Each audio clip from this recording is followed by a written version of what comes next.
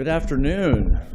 It's been a fantastic morning. Thank you to our panel. It was another great discussion. I'm Andrew McPherson. I serve as CTAC's Senior Policy Advisor and have since the very beginning. I'm really thrilled to be with everyone today. This is just such an important event, an important initiative, an important partnership. And I'm honored to introduce our next speaker. In my work on Capitol Hill on behalf of CTAC and its members and with CMS, I have the opportunity to work really with hundreds of stakeholders that are focused on healthcare and specifically on advanced illness care.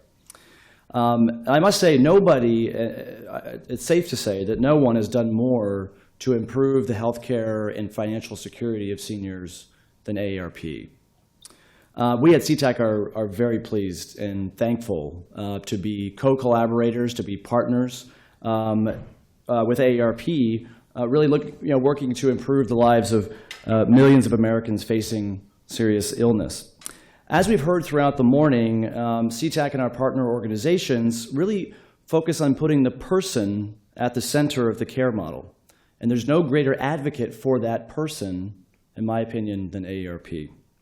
So with that, it's my pleasure to introduce our next speaker, Eric Schneidewind, who is a member of AARP's all-volunteer board of directors and the association's president. As president, he serves as AARP's principal national volunteer spokesperson, providing leadership and representing AARP at key meetings and events.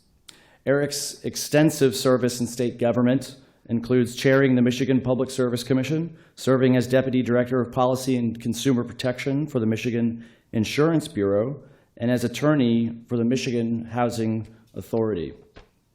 At the Public Service Commission, he was instrumental in introducing competition in the electricity industry. Subsequently, he practiced energy law with Farnham, LLC, and is now counsel to that firm. He's a devoted volunteer, which includes serving as state president of AARP Michigan, and as secretary for the Great Lakes Renewable Energy Association. He also has volunteered at homeless shelters in Michigan for over 20 years. So with that, I'll turn it over to Eric Schneiderman, president of AARP.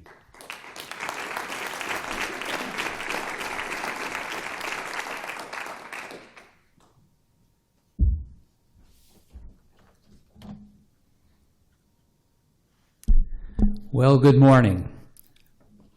A little bit afternoon.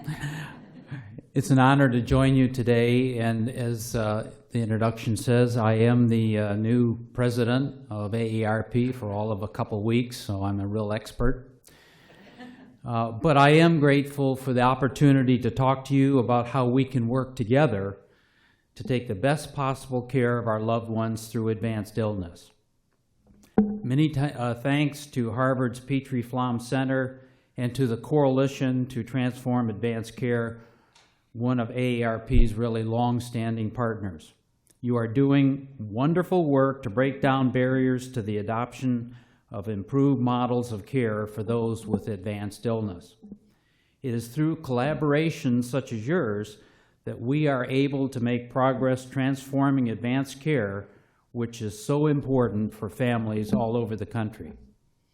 In my service for AARP and through my personal volunteer commitments, I am fortunate to meet older Americans wherever I go. And no matter what their age or where they live, each of them shares a deep desire to live a life of purpose, meaning, and above all, dignity. Almost all of them want to live independently in their own homes and communities as long as they possibly can. And none of them wants to be a burden to their family. When illness strikes, they want to stay empowered and informed and respected by their healthcare providers. They want to hold on to the quality of life that they have. And I have had the privilege of hearing stories from many family caregivers, and they are so often tales of love and devotion, yes, but tinged with anxiety, exhaustion, and often feelings of isolation. These are elements that tend to play a large role in the narrative of family caregiving, especially for someone with advanced illness. These stories call for our support and understanding. The vision of a person and family-centered system that is sensitive to people's values and needs, that helps them make the right decisions, is just what people want. All too often, however, their experiences fall far short of that ideal. Problems identified years ago by the Institute of Medicine and others remain a sad reality for people with critical illness all over the country. Too often, people's wishes are not honored or even known. Too often, individuals and their families are powerless spectators who don't understand their choices or assert their priorities. And the consequence is suffering that could be avoided. Too often, family caregivers who make it possible for ailing loved ones to manage day to day are treated like an afterthought, and this adds stress and uncertainty to an already painful situation. I have my own story about the experience of my family through the final 18 months of my wife's life. Our story confirms the importance and benefits to the individual and to the family of planning and coordinating advanced care. In the late summer of 2010, my wife was diagnosed with a rare and incurable form of cancer that was predicted to be terminal in 18 to 24 months. While she was lucid, we were able to develop and implement a plan for advanced care. It made a tremendous difference to both her and to our family. We began by obtaining information about the likely trajectory of her ailment from our medical provider at the Mayo Clinic. With that information, we knew what to expect and what planning was necessary.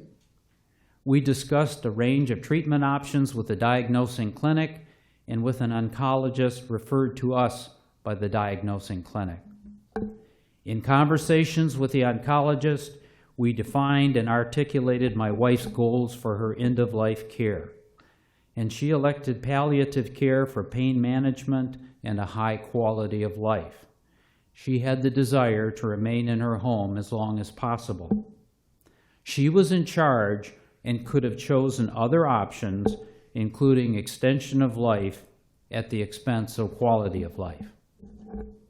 We then prepared advanced directives and medical power of attorney documents, ensuring that her care choices would be carried out. These choices were made known to all healthcare providers.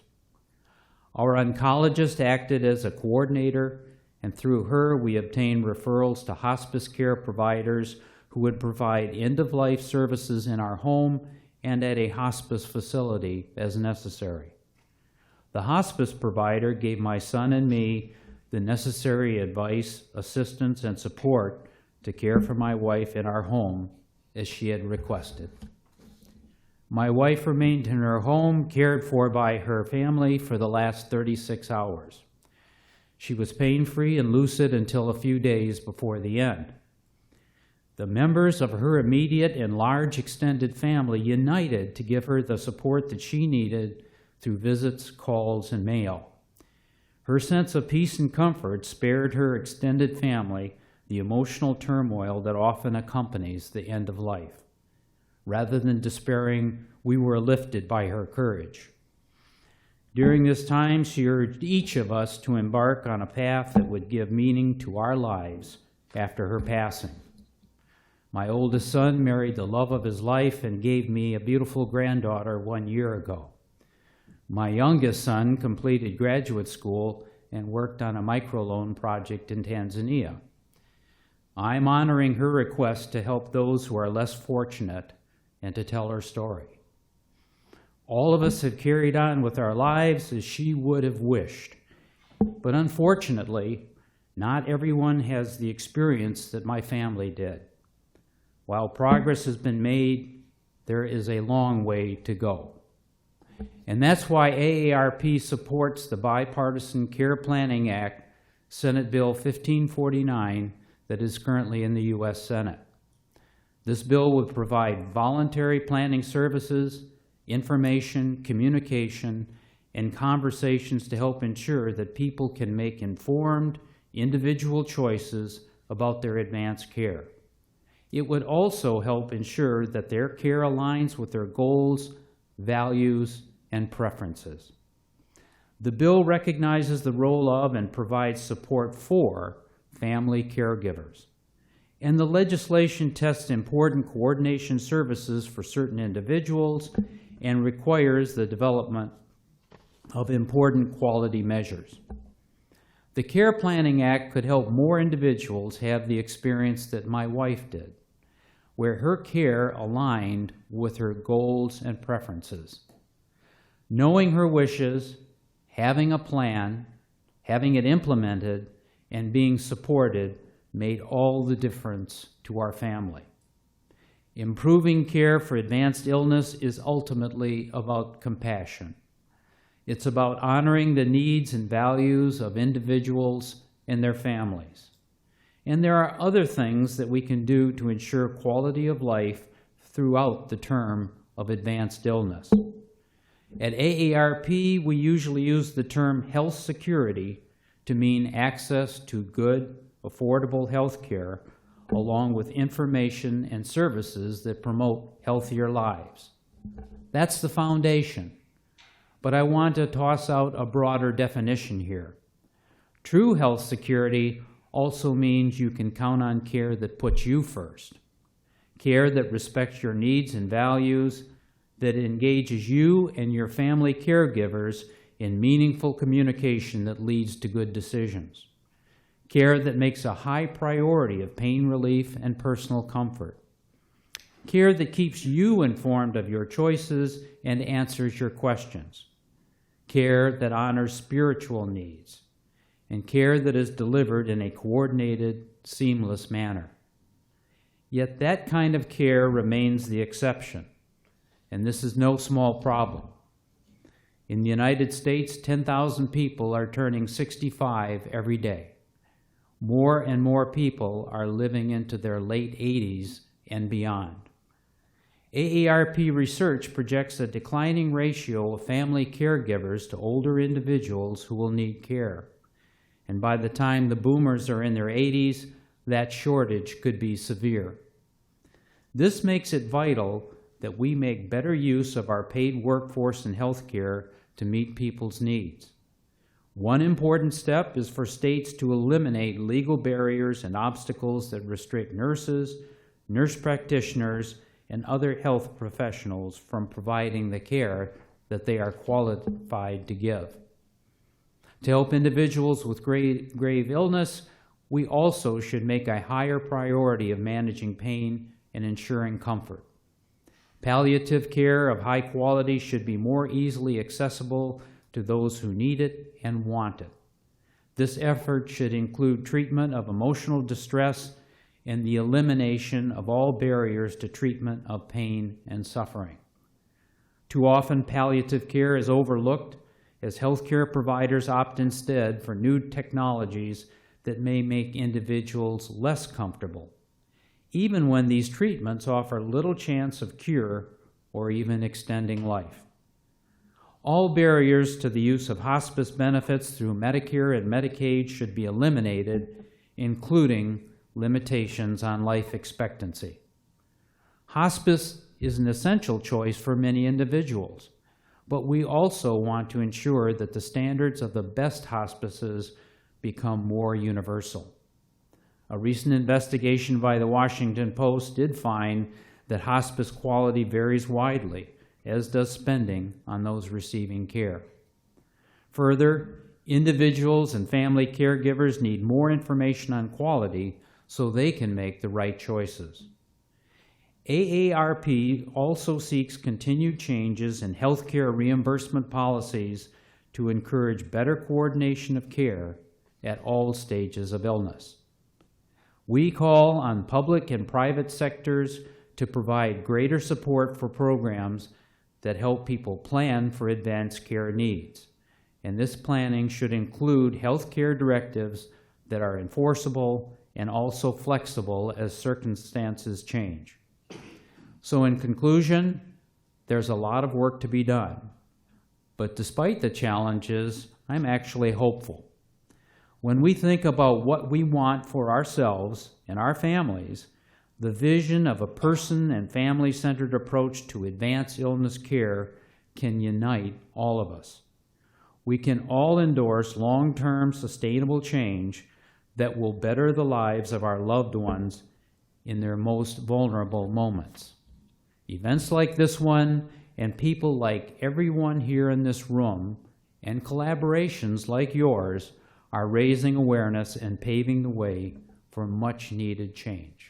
Thank you for what you do.